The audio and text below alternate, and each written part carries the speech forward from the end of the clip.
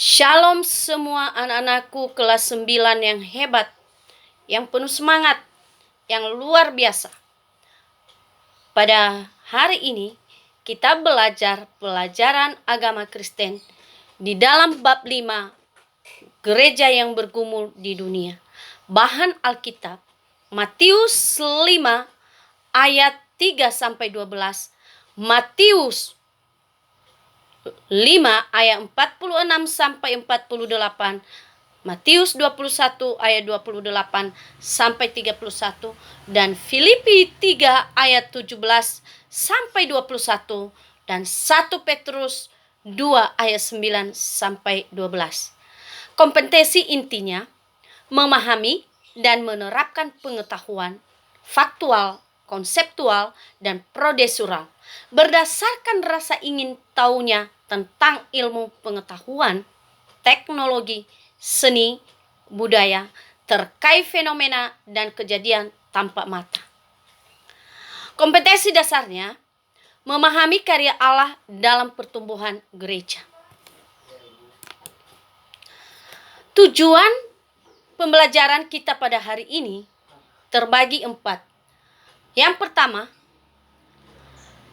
menyebutkan 2 jenis kewargaan negara yang dimiliki oleh setiap orang Kristen. Yang kedua, indikator yang kedua, menjelaskan arti warga kerajaan surga dan ciri-cirinya. Yang ketiga, menyebutkan hal-hal apa yang dapat dilakukan seorang Kristen sebagai warga kerajaan surga dalam hidupnya sehari-hari. Yang keempat, menyebutkan hal-hal apa yang harus diubah dalam kehidupannya sebagai pribadi maupun sebagai warga gereja untuk mewujudkan kehendak Allah dalam kehidupan sehari-hari. Nah, uraian pelajaran kita pada hari ini, bagian B, kerajaan surga dan pemberitaan Yesus. Kerajaan surga yang sering pula disebut sebagai kerajaan Allah adalah inti pemberitaan Tuhan Yesus dalam kehidupannya di muka bumi. Dalam Matius 9 ayat 35 dikatakan, demikian Yesus berkeliling ke semua kota desa, ia mengajar dan dalam rumah-rumah ibadah dan memberitakan Injil kerajaan surga serta melenyapkan segala penyakit dan kelemahan. Istilah kerajaan surga sebetulnya sama saja dengan istilah kerajaan Allah yang lebih banyak digunakan oleh Markus dan Lukas dalam Injil mereka membandingkan dengan Matius. Di sini perlu kita mengetahui bahwa Matius sebagai seorang penulis Yahudi yang sangat kuat memegang tradisi Yahudi, berusaha menggantikan istilah kerajaan Allah menjadi kerajaan surga. Karena nama Allah tidak boleh diucapkan sembarang. Kita tentu ingat bahwa di dalam perjanjian lama, dalam perjanjian lama, nama pribadi Allah yaitu Yahweh tidak perlu diucapkan. Dan sebagai gantinya, orang-orang Israel kuno dan orang Yahudi menggantikan dengan kata Adonai yang berarti Tuhan. Selanjutnya, bagaimana kerajaan Allah itu dipahami? Apakah kerajaan Allah atau kerajaan surga itu suatu tempat di surga kelak yang disediakan untuk para pengikut Yesus? Apakah ini sama dengan suatu pemerintahan tertentu di dunia? Atau dengan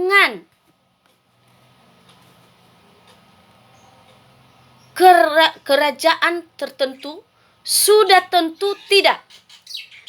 Tidak ada satupun pemerintahan di bumi yang dapat mengklaim dirinya sebagai kerajaan Allah.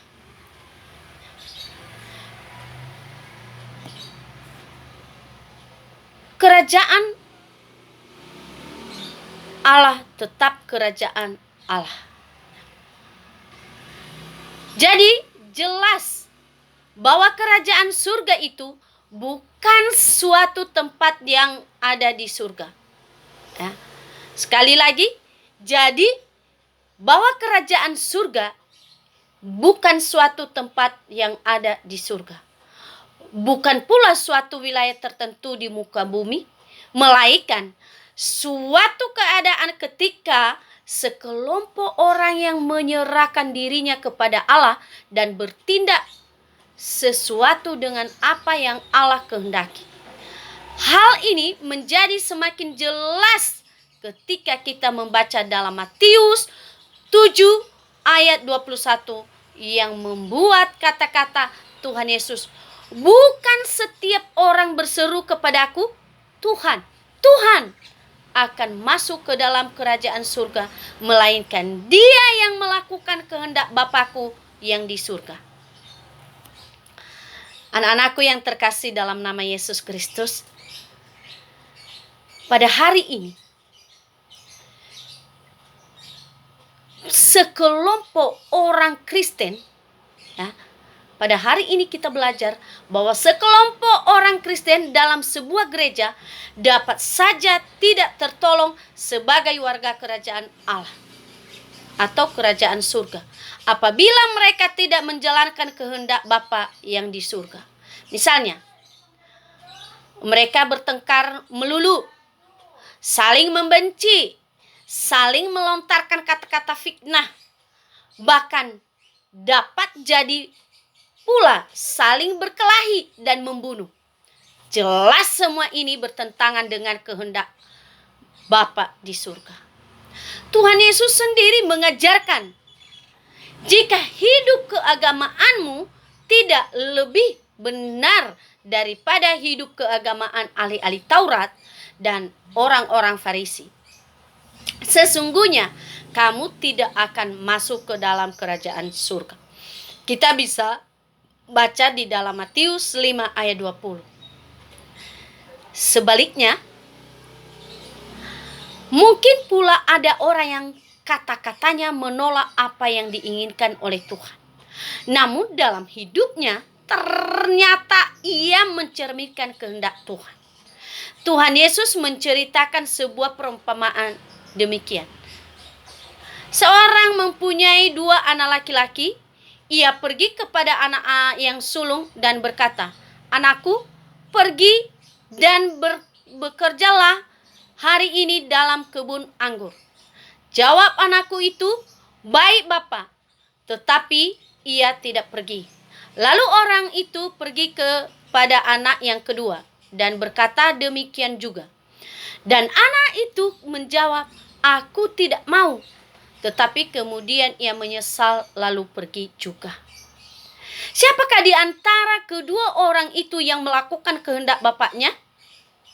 Jawab mereka yang terakhir. Kata Yesus kepada mereka, "Aku berkata kepadamu, sesungguhnya pemungut-pemungut cukai dan perempuan-perempuan sundal akan mendahului kamu masuk ke dalam kerajaan Allah." Matius 21 ayat 28 sampai 31. Perumpamaan ini menceritakan kepada kita kisah 2 orang kakak beradik. Anak pertama bersedia membantu ayahnya di ladang, namun ternyata tidak ia pergi. Anak yang kedua menolak pergi, namun kemudian ia menyesal dan pergi juga. Anak yang sulung seringkali diartikan sebagai orang-orang Farisi dan para ahli Taurat. Mereka mengaku mau melaksanakan kehendak Allah di surga. Namun pada praktek hidup mereka sehari-hari malah mereka tidak melakukannya. Anak yang kedua seperti dalam kisah perumpamaan anak yang hilang. Lukas 15 ayat 11 sampai 32 adalah orang-orang Yahudi yang menolak melaksanakan kehendak Allah di surga, namun kemudian menyesal dan bertobat serta melaksanakan di dalam hidupnya. Dari perumpamaan ini, kita dapat menyimpulkan bahwa sekedar berkata ya kepada Tuhan, namun tidak menjalankan kehendaknya tidak cukup. Sekedar mengaku percaya, namun tidak melaksanakan perintah-perintah Tuhan, tidaklah cukup. Juga tidak cukup hanya menjadi anggota gereja dan setia pergi beribadah atau setia pergi ke gereja setiap hari, namun tidak menjalankan kehendak Tuhan di dalam hidup sehari-hari.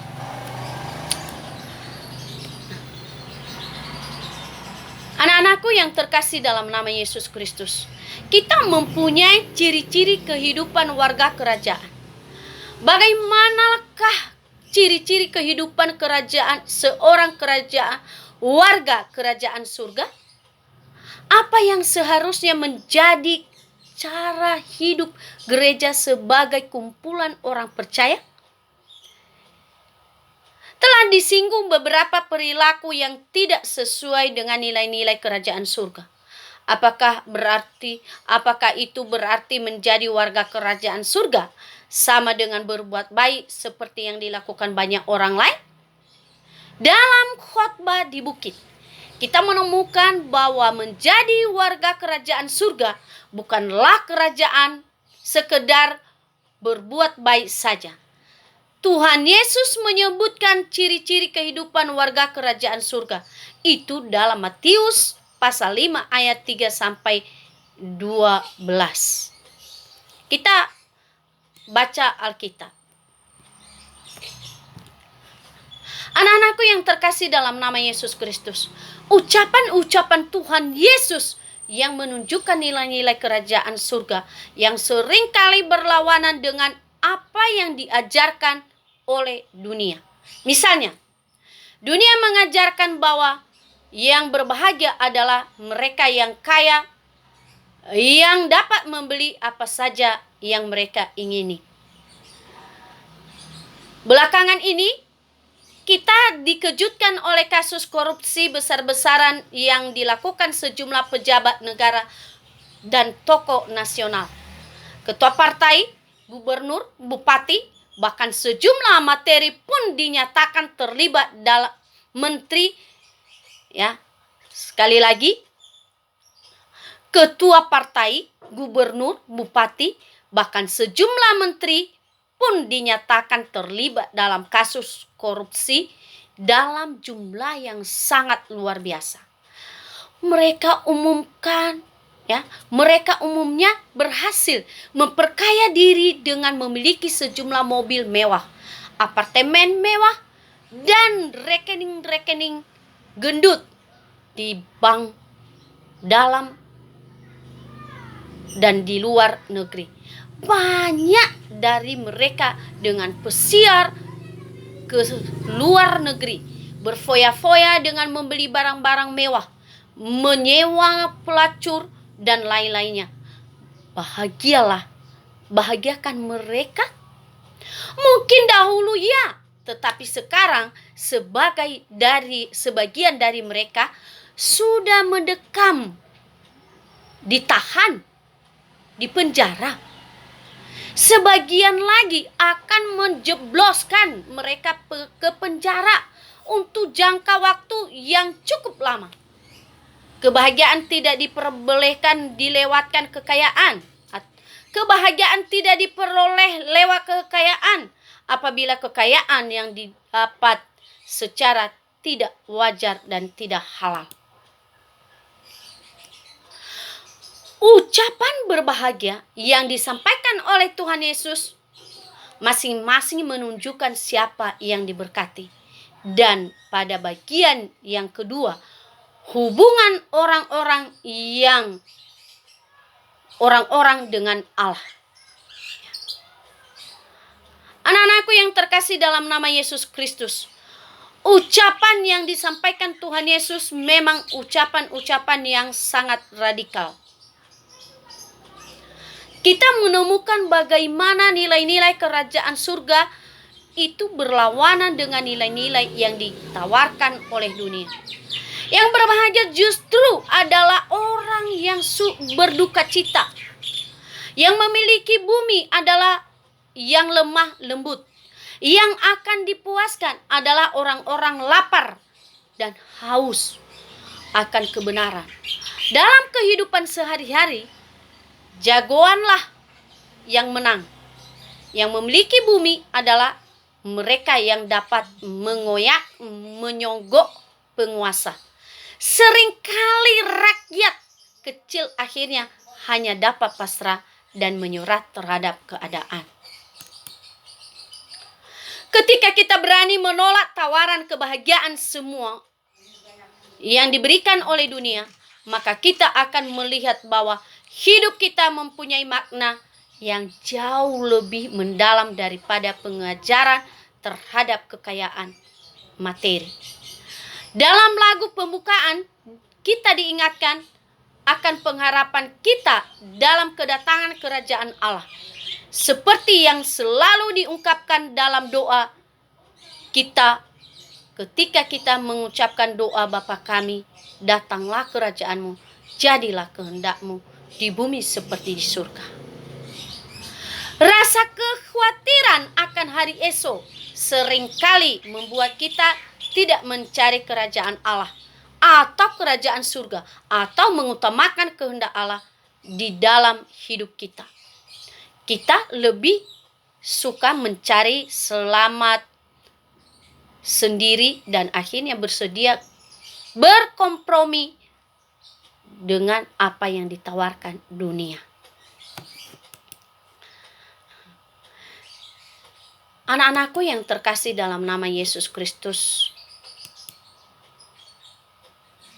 hidup ini kita dapat sampai pada akhirnya jika kita melakukan kehendak Allah. Sebagai kesimpulan pembelajaran kita pada hari ini, sebagai orang Kristen, kita hidup dengan dua kewarganegaraan. Warga negara di tempat kita tinggal dan warga negara kerajaan surga. Dengan demikian, kita terpanggil untuk mewujudkan nilai-nilai kerajaan surga di dalam hidup kita sehari-hari atau dalam kehidupan kita yang nyata, baik secara pribadi maupun bersama-sama sebagai gereja. Tuhan Yesus mengajarkan banyak sekali hal yang berkaitan dengan nilai-nilai kerajaan surga yang seringkali bertabrakan atau berlawanan dengan nilai-nilai yang ditawarkan oleh dunia. Dalam pelajaran kita hari ini, belajar bahwa tidak semua yang ditawarkan oleh dunia itu buruk dan tidak selamanya kehidupan gereja sendiri telah menjadi teladan dan berkat bagi orang lain. Sebagai gereja Tuhan di muka bumi, kita perlu bekerja keras dalam membedakan apa yang menjadi kehendak Allah dan apa yang menjadi keinginan dunia yang berlawanan dengan nilai-nilai kerajaan surga. Terima kasih pertemuan hari ini. Biarlah pelajaran pada hari ini menjadi motivasi kita untuk menjadi gereja yang sedang bergumul. Lebih-lebih dalam masa pandemi ini, kita harus bergumul untuk secepat lenyap COVID-19 ini, sehingga kita bisa beribadah di gereja bersama-sama dengan orang percaya. Itulah pergumulan kita sebagai gereja yang sedang bergumul dalam masa pandemi ini. Terima kasih, Tuhan Yesus memberkati. Amin.